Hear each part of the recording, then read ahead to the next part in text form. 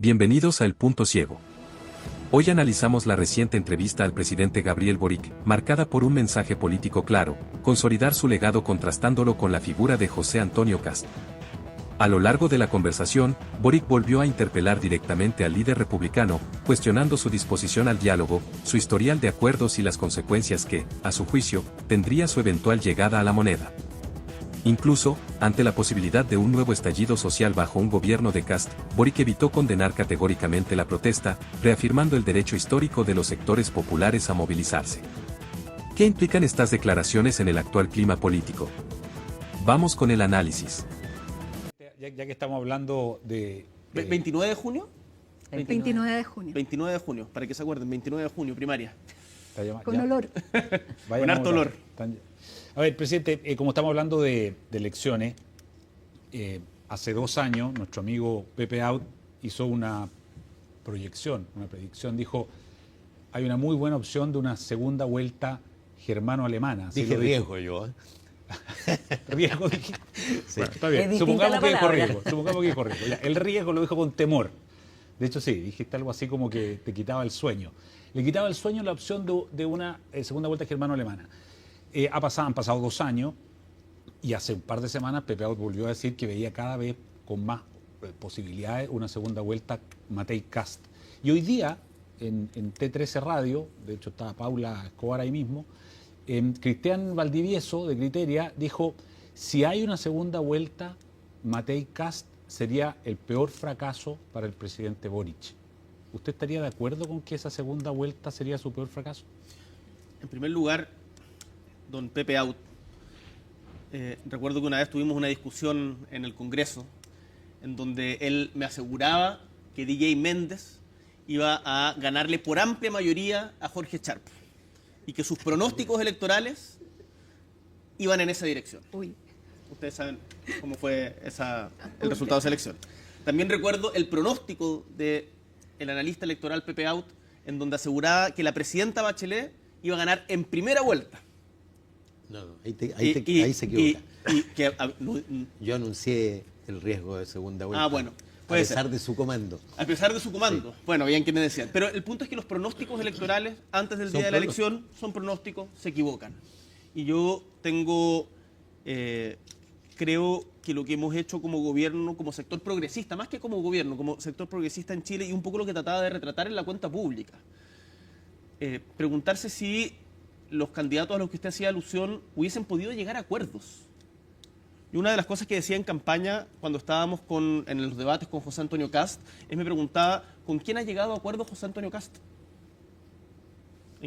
¿Con quién ha llegado, con alguien que piense distinto, ha llegado a un acuerdo para empujar alguna política pública? Más bien, ha generado quiebres. Entonces, ¿usted cree que el valor del acuerdo es algo que yo, no solamente ahora como presidente, sino también anteriormente como diputado en el acuerdo por la infancia o en el acuerdo constitucional, creo que es tremendamente importante y esencial para gobernar.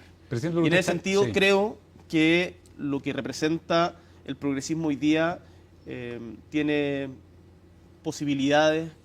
totales posibilidades para disputar competitivamente la presidencia de la República. Oiga, presidente, pero la posibilidad de que gane José Antonio Kast es real. O sea, uno mira la encuesta y uno ve que todas las encuestas dicen que ganaría la oposición.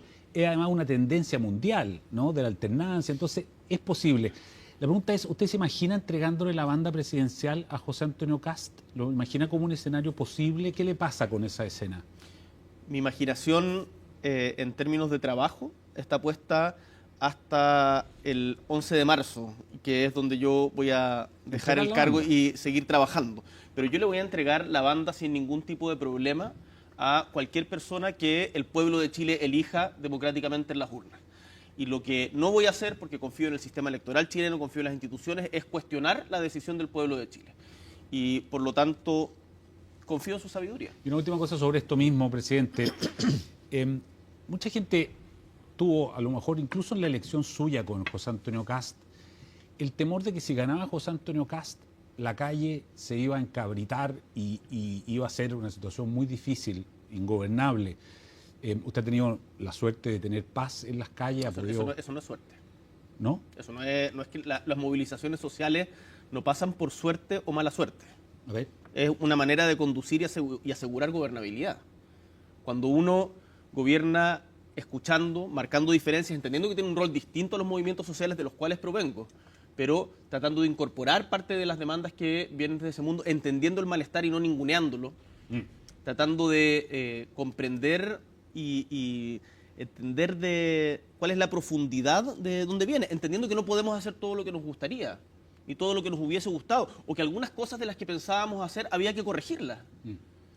Pero el que no hayan el nivel de protestas de el 2011 o el 2019 no es suerte. Sí, tiene que ver, y esto insisto, eso es gobernabilidad. Gobernabilidad es producir acuerdos sociales para canalizarlos institucionalmente y que las transformaciones se canalicen institucionalmente.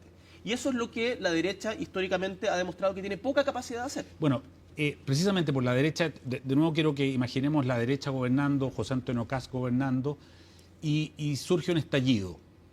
Yo siempre recuerdo la imagen de Barack Obama cuando en Estados Unidos matan a George Floyd en las calles y parte una especie de estallido también. Estaba Trump en el gobierno, recién había entregado Barack Obama, y Barack Obama, cuando viene este estallido, sale y dice: esta no es la manera de que se hacen las cosas, el poder se gana en las urnas y no en la calle. Si volviese a haber una revuelta en un eventual gobierno de José Antonio Kast, ¿usted jugaría un rol como el de Barack Obama y le diría a la gente: esto no se hace por la calle, se hace por la urna? Es que el nivel de especulación que contiene tu pregunta es demasiado como para poder dar una respuesta exacta ante una situación así. Yo primero tengo, no una convicción, sino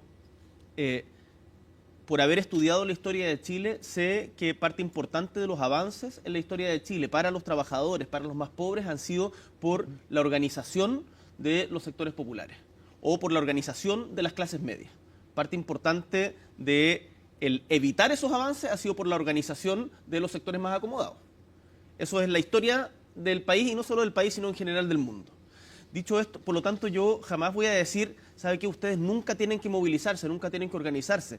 Un pequeño ejemplo, cuando fui a conversar con las matronas que estaban movilizándose, ahora hace poquito, a propósito de un decreto que se había emitido desde el Ministerio de Salud, cuando uno tiene esas situaciones hay dos opciones. Uno dice: ¿sabe qué? Vaya, hay que cortar la calle, que no se les impida, no tienen autorización, o va a conversar. Y entiende. Y el problema era, en ese caso, yo sé que esto estoy hablando, es distinto a la magnitud, pero era muy razonable lo que estaban planteando las matronas y logramos solucionarlo por esa escucha en el mismo día. En el caso del estallido social del 2019, esto viene de mucho antes, pero había una incomprensión muy brutal, y la primera opción fue la represión. Entonces, los conflictos sociales no se solucionan ocupando como primera medida la fuerza pública.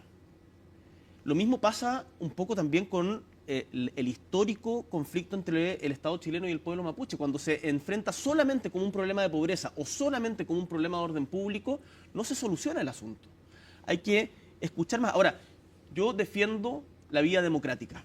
Y para ser muy claro respecto a la pregunta, en la democracia no tiene cabida la violencia.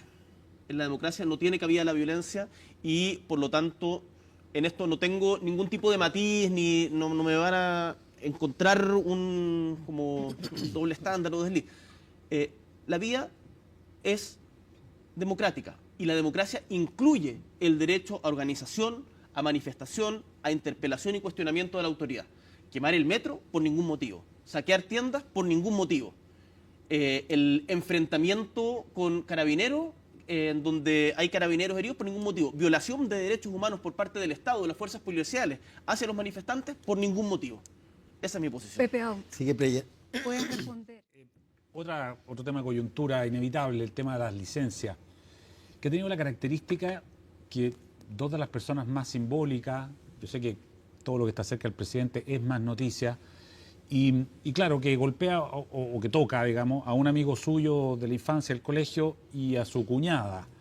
Entonces la pregunta es primero, ¿cómo ha vivido eso? Porque el problema es que a lo mejor si ellos no hubiesen estado en el gobierno, esto no hubiese ocurrido, y ahí salió, no sé si usted vio un tuit que se revivió de su hermano, que dijo que no podían haber parientes ni amigos en el gobierno, en fin.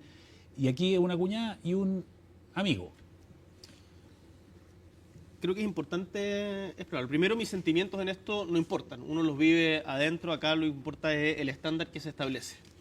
Y si esas personas tenían competencias para el cargo o si entraron...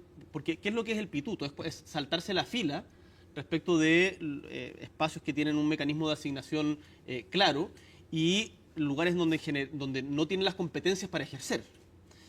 O sea, no es un principio absoluto, que no se pueden contratar familiares de un gobernante. Pero es que en el caso que usted señala de mi familiar, de mi cuñada, no la contraté yo. Ella entró a trabajar en el Estado en el año 2010 en el primer gobierno del presidente Piñera. Así es. Pero es importante que ustedes de derecha también lo digan muy claramente, porque José Antonio Kast no lo dice. Y dice que esta fue una persona contratada por Boric y el pituto y hace un montón de... Eso no es así. No. Es una persona que estaba cumpliendo un rol de una carrera pública desde el 2010 y que trabajaba en la Secretaría de Comunicaciones, en la SECOM. ¿Cerca suyo ahí a Paso? No, no a Paso, totalmente al frente. No tenía contacto diario con ella, yo no tenía contacto con ella en términos profesionales. Ya. Y que estaba en ese cargo desde Piñera 2. En la SECOM. En la SECOM, desde Piñera 2. Que no recibió ningún tipo de aumento de sueldo ni privilegio por el hecho de ser mi cuñada. Y que yo no tuve jamás... Lo recibió por merecimiento. Y que yo no tuve jamás ningún tipo de injerencia en cuáles eran sus funciones, ni sus tareas, ni sus atribuciones. Y ella responderá por cuáles, y sus jefaturas, respecto de cuáles eran sus competencias profesionales que, para haber hecho la pega que hizo durante tanto tiempo... yo me imagino que son buenas, pero no es algo que me corresponde a mí evaluar. ¿Y ella le contó lo de la licencia? Dicho esto, no, tampoco. Yo me enteré a través de los canales formales. Cuando ella, cuando ella se entera y es citada, ella presenta ese mismo día su renuncia. Y lo importante de esto, porque acá lo importante es cómo se reacciona. Y lo que yo le he dicho a todos, en público y en privado, nadie va a tener ningún tipo de privilegio y el criterio y el estándar va a ser el mismo. En el caso de los funcionarios públicos que estamos hablando, según la investigación de Contraloría, que hay que ver bien los datos, cómo se cruzan, son del orden de 25.000 personas, es sumario administrativo y en los casos de cargo de confianza, renuncia inmediata, una vez abierto el sumario. En el caso de mi cuñada, ella no era un cargo de confianza, no la puse yo, entró en el gobierno del expresidente y, sin embargo, renunció inmediatamente, se le notificó de esto porque ella había salido del país durante una licencia por extensión de su postnatal y ella renunció porque ella dijo el estándar para los familiares del presidente tiene que ser más alto. Entonces, cuando analizamos este caso en su mérito, yo los invito a que con estos antecedentes lo ponderemos. Evidentemente, yo sé que hay quienes lo van a tratar de utilizar para el pituto, que acá obviamente están tratando de aprovecharse. Eso no es así. Yo se los digo mirándole a los ojos a la gente que no está viendo. Eso no es así, no ha sido así y el estándar va a ser el mismo. Incluso el estándar para los familiares de los presidentes, para las personas cercanas a mí, evidentemente es más duro. Evidentemente es más duro. Y así hemos reaccionado y así vamos a reaccionar en todos los casos. La gracia de estos temas es que ponen a prueba justamente esos principios. Porque uno puede decir muchas cosas antes, pero a la hora que se comete un error por alguien cercano o se comete en otros casos un delito por alguien, ahí es donde esa es la hora de los que hubo.